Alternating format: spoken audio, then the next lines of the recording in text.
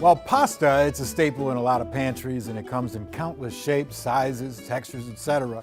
But nothing beats fresh, homemade, from scratch noodles.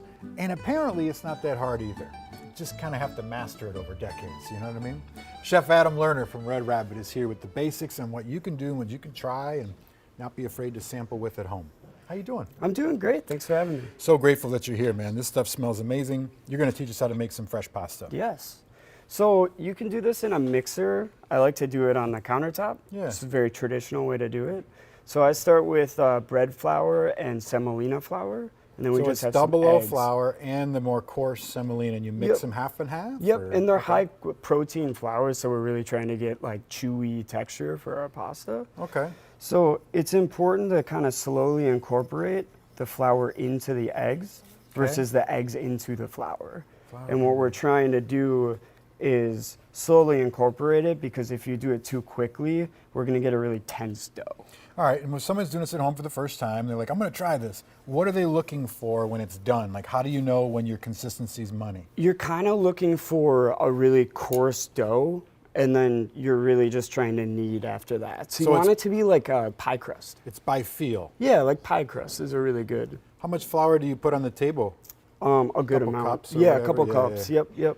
Okay, and this is what the dough looks like. It takes a while, so we're not going to do it all Yeah, live, but so this is what you're going to end up with. Eventually you'll get a malleable dough, and you're really just looking to roll this out.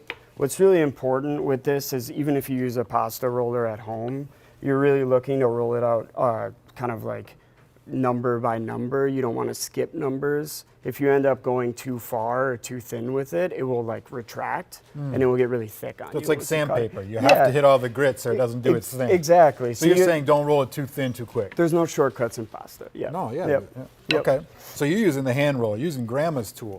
Which I really enjoy this method, because it's really easy to get a nice consistent kind of pasta. That's why you got carpal Yeah. tunnel at 35. 100%. Yeah. That's why Grandma's hands always hurt, right? Exactly. Rolling your pasta. All right, and then so once you get it to a thickness that you want, Yep. what do you do with it? Yeah, so there's a couple options. So at the restaurant, we have pappardelle, which is about an inch cut. So what you'll do is you'll eventually get sheets like this, and I just roll them up, and then you're kind of just cutting into it like So that. now you're cutting like a linguine or fettuccine. Yeah, and then eventually it just Shakes out. exactly. And what's the coolest part I think about fresh pasta is it only takes like a minute or two to cook, Exactly. as opposed to the dehydrated Yeah, this stuff. takes about a minute for us, so it's really quick. Yeah, and it's okay. And then what do you have here? This is a roll-up Yeah, lasagna. It's so like this- lasagna sushi. This is a new dish that we have. So I mean, like, I instead of making 50 layers of lasagna, this is a really cool way of doing it. We just take 2 sheets. The bottom sheet has some bechamel on it and some Or cheese. what else could you use? You could use ricotta. You could use just cheese. So savory, spreadable goat Yep. cheese or whatever. Yep, and then we have our bolognese sauce that we kind of spread on this sheet, and then we kind of layer them up.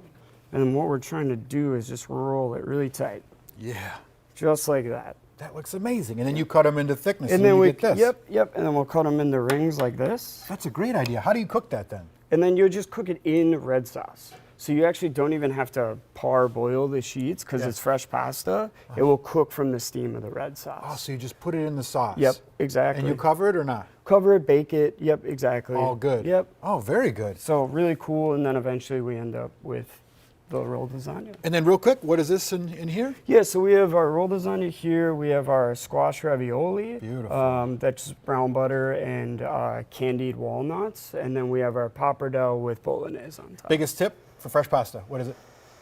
No shortcuts. No shortcuts. Take your Do your time. work. Do the work. Got Yep. it. Thank you, Chef. We appreciate you so much. The pasta recipe, it's on care11.com if you want to learn it, but it's really just flour and eggs, right? Scan the QR code, bottom right of your screen there. We'll send you a link. Red Rabbit, by the way, it's in the North Loop. It's on 2nd and Washington. You know where it is. We'll be right back.